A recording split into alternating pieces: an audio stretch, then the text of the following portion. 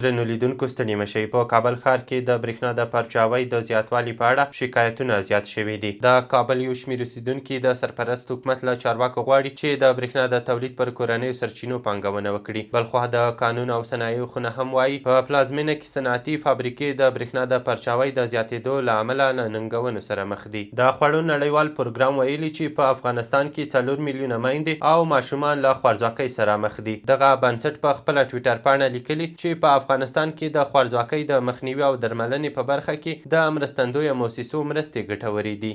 د کډوالو او بیرته راستنېدونکو چارو وزارت ویلي چې د ننګرهار ولایت د کډوالو ریاست له پاکستانه د لندۍ په 23 او 24 د 668 کډوالو له ستنېدو خبر ورکړی. د عامې روغتیا سرپرست وزیر د افغانستان لپاره د ایټالیا هیواد شارج دافیر سره په کتنه کې له نوموړي غوښتي چې ایټالیا دې له دغه وزارت سره د سرطان د تشخیص د یو مرکز جوړولو او په وروستیو کې له پاکستانه ایستل شویو کډوالو ته د روغتیایي خدمتونو د وړاندې کولو په برخه کې همکاري وکړي. له هیواده بهر د پاکستان د لنډمهالي حکومت د کورنیو چارو سرپرست وزیر له خپلې دندې استعفا کړې ده. د پاکستان د کورنیو چارو سرپرست وزیر استعفا پرون د دغه هیواد سرپرست لومړي وزیر انوارالحق کاکړ منلې ده او د سپورت له ډګره د آزادو سیالیو افغان لوبغاړي احمد سهیل حسنزاده خپل امریکایي سیال ته په کلیفورنیا کې ماته ورکړه.